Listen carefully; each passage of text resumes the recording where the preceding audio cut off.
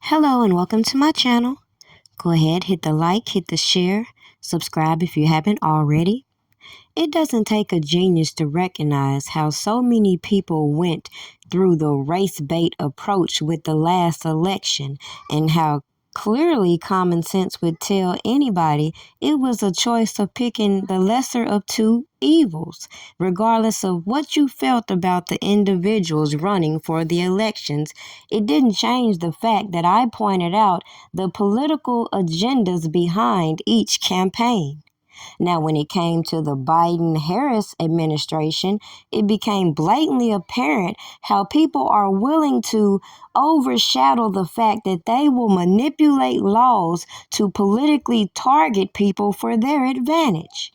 Ironically, no matter how much sense I made saying just that, nobody wanted to use their common sense when it came to certain individuals. But now we see Trump mimicking the same things I've said and how these people are carrying on these political witch hunts and clearly abusing statute of limitation laws along with other things, engaging in misconduct behind the scenes that nobody wants to report and give their commentary about. Demonstrators from both sides of the aisle starting to gather in New York City as the Manhattan District Attorney's criminal investigation into former President Donald Trump appears to be nearing its end. Fencing going up around the Capitol in Washington, D.C., and metal barricades at the courthouse in Manhattan, where the grand jury will decide on any potential charges. Trump calling on his supporters to protest when he made an unverified claim over the weekend that he would be arrested on Tuesday in connection to the case, which is looking into hush money payments made to adult film actress Stormy Daniels ahead of the 2016 election. Intelligence bulletins obtained by ABC News warn of a significant increase in threats and general violent rhetoric and say some of Trump's most ardent supporters are still willing to fight on his behalf. We are always prepared. I can say that from here. I'm just not going to get into hypotheticals or any potential scenarios, but we are always prepared. On Monday, attorney Bob Costello took the stand in defense of Trump. The only thing I'm doing is trying to tell the truth to the grand jurors, but Michael Cohen is far from solid evidence. Michael Cohen, Trump's former fixer, also testifying last week about the $130,000 check he wrote to Daniels a month before the election, he says at Trump's direction, later serving federal prison time in part for that payment.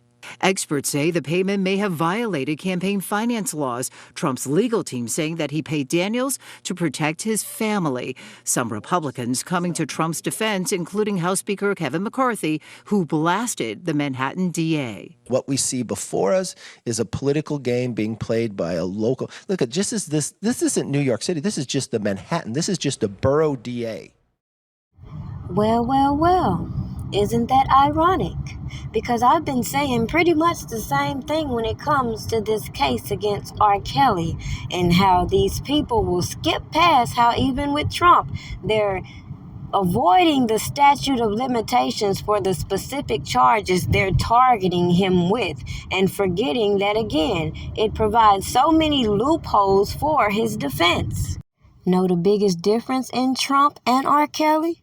Who better to speak out for yourself than yourself instead of all these janky-ass people with ulterior motives who clearly are doing things that are hindering your process, while individuals involved in the most corrupt case think they're going to skirt off into the sunset scot-free, and none of their perjury, none of their shenanigans will come back to bite them in the butt when it comes to teaming up with this janky-ass Me Too agenda. Now, it's very ironic people don't connect the dots when it comes to janky-ass Avenatti, the creepy porn lawyer, yet it don't take a genius to see time is running out for this agenda. Even if you get mad, even if you get offended, so what you gonna do? Because I guarantee you can't beat me up.